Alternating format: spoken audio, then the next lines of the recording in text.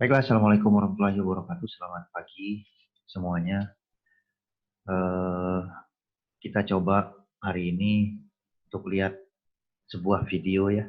Jadi terkait dengan materi yang terakhir ini ya. Jadi eh, tentang IT arsitek. Mungkin kita langsung lihat screen saja. Oke. Bentar ya.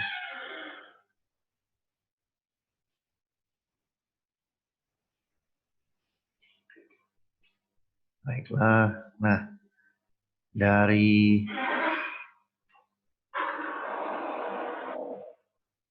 bentar. Oke. Kita akan coba lihat apa yang kita kenal dengan IT arsitek ya. Jadi memang agak jarang di telinga kita dengar tentang IT arsitek. Memang eh, range ilmu ini mulai timbul sekitar 2009, tahun 2000-an, 2009 ke bawah. Oke, jadi apa yang dimaksud dengan IT arsitek? Kita coba lihat. Nah, apa yang dikatakan di situ bahwa IT arsitek adalah bidang ilmu yang diperuntukkan bagi praktisi saja ya, atau akademisi di bidang teknologi bisnis atau IT bisnis. Jadi bukan hanya berisi tentang ilmu di bidang IT saja katanya. Ya. Kemudian IT arsitek bukan profesi. Dia disebut sebuah profesi, bukan pekerjaan ya. Jadi tidak ada pekerjaan IT arsitek, tapi profesi. Mungkin sama seperti dokter gitu ya. Kalau nggak salah di slide berikutnya ada. Kemudian definisinya sangat banyak. Ya, definisi sangat banyak. Selanjutnya susah untuk mewujudkan sebuah IT arsitek yang baik katanya. Karena ada body of knowledge ya, ada petunjuk formal atau petunjuk penilaian yang konsisten yang harus diikuti. Kalau kita mau merunut kepada ilmu IT arsitek yang ada. Ya. Oke. Nah, yang paling bawah dikatakan katanya ini ya, IT arsitek certification tanpa BOK. BOK ini body of knowledge, tanpa sebuah ilmu yang sudah dibakukan. Nggak akan bernilai katanya. Ya. Jadi hanya sebuah potongan kertas saja. Baik, nanti kita lihat coba di bawahnya ada apa. Oke, nah tadi dikatakan IT arsitek bukan sebuah pekerjaan, tapi profesi. Misalnya arsitek bangunan katanya, itu profesi katanya bukan pekerjaan. Kemudian dokter, ya, dokter juga bukan pekerjaan sebetulnya, tapi profesi. Oke. Nah IT arsitek yang dikeluarkan oleh IASA adalah ilmu seni dalam mengantarkan sebuah teknologi katanya menjadi sebuah strategi bisnis IT. Jadi dia ilmu seni untuk mengantarkan teknologi tersebut. Teknologi banyak ya, teknologi informasi sangat luas. Tapi bagaimana mengantarkan teknologi itu menjadi sebuah strategi bisnis IT. Ya, itu juga profesi katanya bukan pekerjaan. Kita lihat di bawah ada apa. Oke. Kenapa beberapa banyak proyek IT seperti dalam mata kuliah rekayasa perangkat lunak saya katakan sering gagal. Ya. Salah satunya adalah minimnya ahli dalam bidang IT arsitek memang. Karena ada beberapa ahli yang memang sebenarnya spesialis IT arsitek tapi belum punya panduan. Ya. Kemudian kita skill masih banyak di sistem analis. Oke. Nomor 2 dikatakan bahwa sebagian besar profesi IT arsitek diserahkan pada staf junior yang tidak menguasai ya. Jadi IT arsitek itu dia sudah harus menguasai dulu minimal S1 sebetulnya. Ya, baru bisa memperoleh ilmu IT arsitek. Oke. Peluang pekerjaannya bagaimana untuk IT arsitek? Belum ada karir pasti ya. Jadi memang di dunia ini, di dunia teknologi untuk IT arsitek sendiri belum ada karir yang pasti katanya. Ya, tidak seperti programmer. Programmer mungkin sudah punya peluang yang jelas. Oke. Kita lihat lagi. Kita lihat yang penting-penting saja ya. Nah, ini yang paling penting menurut saya. Ya. Apa perbedaan IT arsitek dengan sistem analis? Anda sudah kenal sistem analis selama ini. Ya. Anda kenal 3 tingkatan. Ada 3 tingkatan keilmuan di dalam dunia kita. Pertama operator, yang kedua adalah programmer, kita sering diajarkan di mata kuliah ya. Yang ketiga sistem analis. Ada lagi yang baru yang kita sebut dengan IT arsitek. Apa perbedaannya? Pertama, sistem analis katanya, kalau dia mau menemukan satu masalah, ya, dia masuk ke dalam sistem. Ya, misalnya saya mau buat aplikasi tentang keuangan, saya akan masuk ke dalam sebuah sistem keuangan. Saya obok-obok tuh di dalam, saya cari permasalahan apa, kemudian saya selesaikan. Jadi dia masuk ke dalam, dia temukan masalahnya, selanjutnya diselesaikan. Oke, dengan aplikasi atau dengan teknologi tertentu. Nah, apa perbedaan dengan IT arsitek? IT arsitek ternyata melihat hal ini dari luar. Ya. Dia belum masuk ke dalam area. Ada satu masalah misalnya di bagian keuangan mau diselesaikan, dia hanya lihat dari luar. Ya. Dia nggak lihat, dia belum masuk ke dalam. Lihat dari luar, dia temukan masalahnya, baru diselesaikan. Bagaimana cara melihat dari luar? Nanti kita lihat. Di presentasi berikut nanti akan saya bahas detail bagaimana cara melihat permasalahan dari luar. Oke, tapi tidak dari dalam. Nanti kita lihat. Oke, ini profil personal.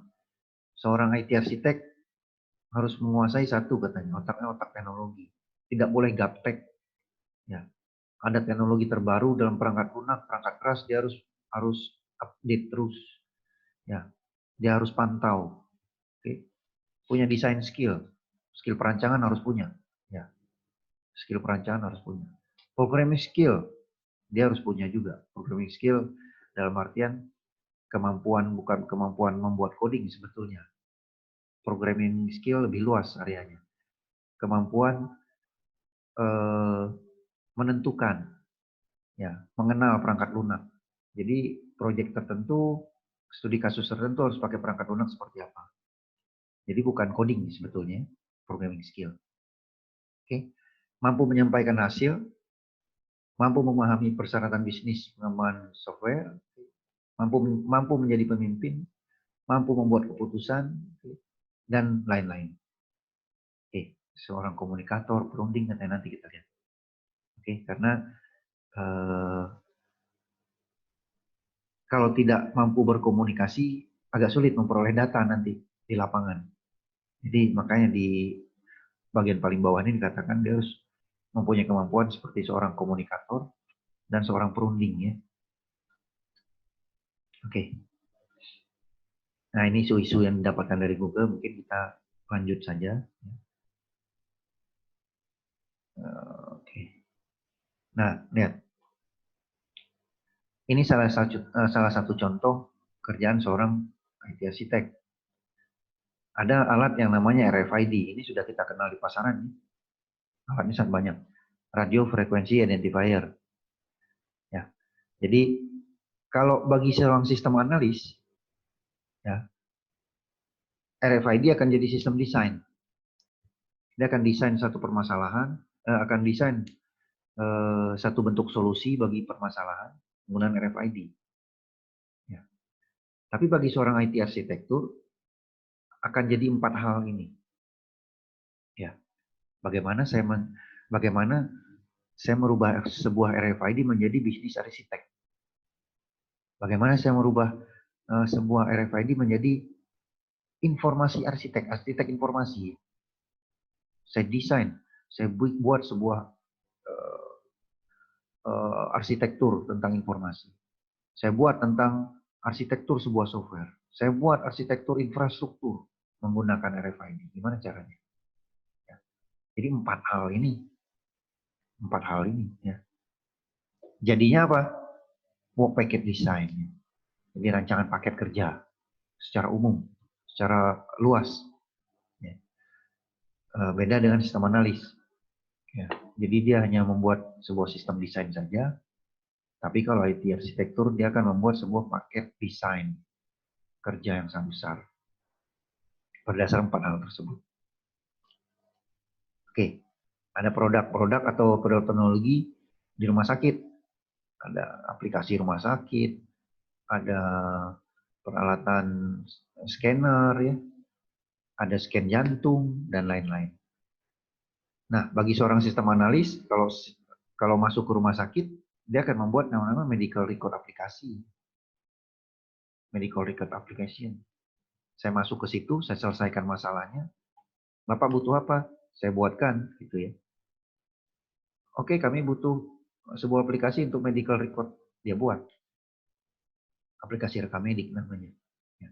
Tapi bagi seorang IT arsitektur, dengan berdasar 4 hal ini, yaitu bisnis arsitektur, informasi arsitektur, software arsitektur, infrastruktur arsitektur, dia tidak akan buat aplikasi rekam medik, tapi yang dia buat adalah bisnis application medical record atau rekam medik, aplikasi bisnis. Ya. Dia kemas dalam satu paket besar, mungkin dia bisa jual ke rumah sakit manapun. Ya. Dia akan pasarkan ke area manapun di dunia kesehatan. Baik, kita menuju ke halaman berikut. Nah, ini Anda kenal dengan flash ya, flash disk. Bagi sebagian orang, flash disk hanya berupa produk teknologi, ya, produk teknologi atau teknologi arsitektur. Nah, ini, ya. Bagi sebagian orang, flash disk bagi kebanyakan orang merupakan data storage, tempat penyimpanan data saja. Ya. Tapi tidak bagi seorang IT arsitek. Bagi seorang IT arsitek, flash disk bisa menjadi bootable, ya. Sudah lama di dunia maintenance, mungkin para praktisi service sudah mengenal yang namanya bootable dengan menggunakan flash disk, ya. Mereka bisa meletakkan Norton di situ untuk FDisk, ya, format dan lain-lain. Mobile driver malah bisa meletakkan genuine Windows di situ. Application Office, ya, media design, antivirus. Jadi hanya dengan berbekal satu alat, mereka mampu melakukan banyak hal. Nah, itu yang membedakan seorang IT arsitek dengan yang biasa-biasa saja. Oke. Nah, ini referensi ya beberapa, ini slide terakhir mungkin ya. Mudah-mudahan Anda dapat mengerti semua. Sekilas saja saya jelaskan, nanti di presentasi kedua kita akan lihat contoh ya, contoh nyata. Jadi Anda bisa lihat file ini, Anda bisa lihat referensi ini di internet, ya. Apa yang dimaksud betul-betul dengan yang namanya software arsitek, ya. Oke, satu dari root. Oke. Nah, kemudian Anda bisa buka ini juga nih, yang paling bawah nih, TOGAF ya. TOGAF. Daniel, studi arsitek roles by IASA Sweden. Beliau ini yang banyak mensondingkan ya, menyuarakan tentang IT arsitek di 2009 ya, 2006 2004. Tapi memang rata-rata keluarnya ilmu ini kebanyakan sebentar. Nah, di sini ya, kalau Anda lihat isunya, kebanyakan memang di 2009.